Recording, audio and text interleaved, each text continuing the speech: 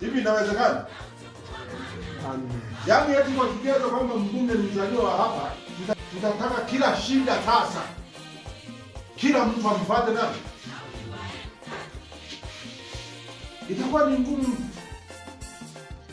Sasa ukifika kule unamkuta mbunge yuko bungeni, au ukapiga simu unakuta mbunge yuko bungeni hawaingiaji na simu.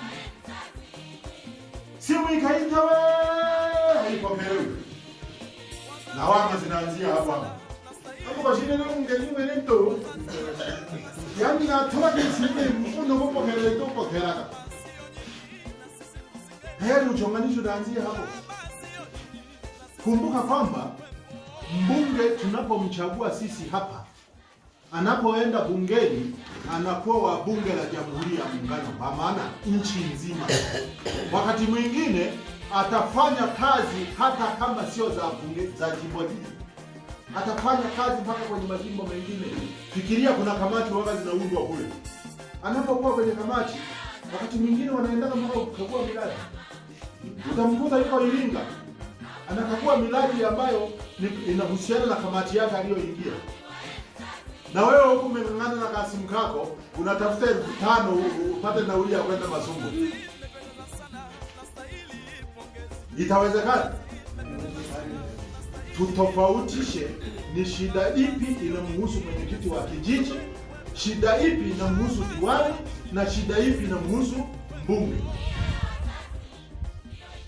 Kwenye shida anazohusika mbunge moja kwa moja, sio lazima uone na yeye. Mmenielewa jamani? Na sio lazima umpigie simu yeye. Kwa sababu mbunge wetu Masasi alipoingia, alitangazia viongozi wanaomsaidia. Si ndio Ya nini unahangaika na mbunge? Kama sio kutafuta maneno. Lege yo akaya. Uma ile shimba yaka hizi nanga kakuje. Sinzie mwe. Ana ofisi zake, kila tarafa ana ofisi. Ana katibu wa wilaya kwa maana ya bunge ya jimbo zima, lakini ana makatibu wawili wa tarafa. Jamani, nasingizia.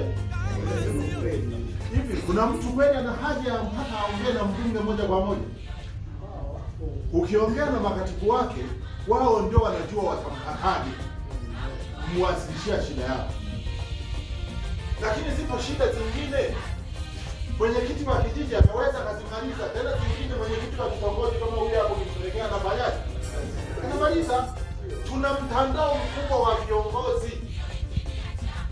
Unakuta mbunge analaumiwa au diwani analaumiwa kwa changamoto ambayo mwenyekiti wa kitongoji ilikuwa inamhusu.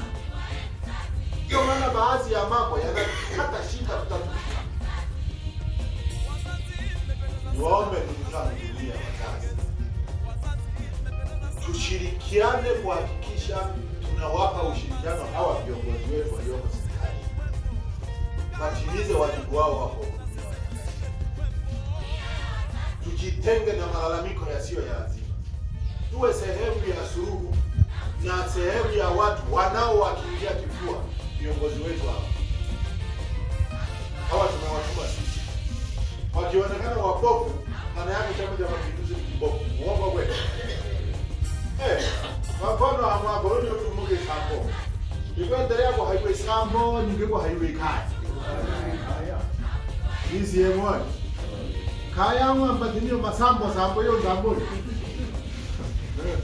Ndio hivyo. Tabia zote mbaya, mtu akihusika na tabia mbaya, huwa kazi mzuri yeye mwenyewe peke yake, ni familia nzima. Kama honi hayo akahusika tu kilekana kwetu. Haya honi, yaani hata kama kuna wadogo zake au watoto wa shangazi wa mjomba wa nini, anaweza kuwafanya kawa siolewe.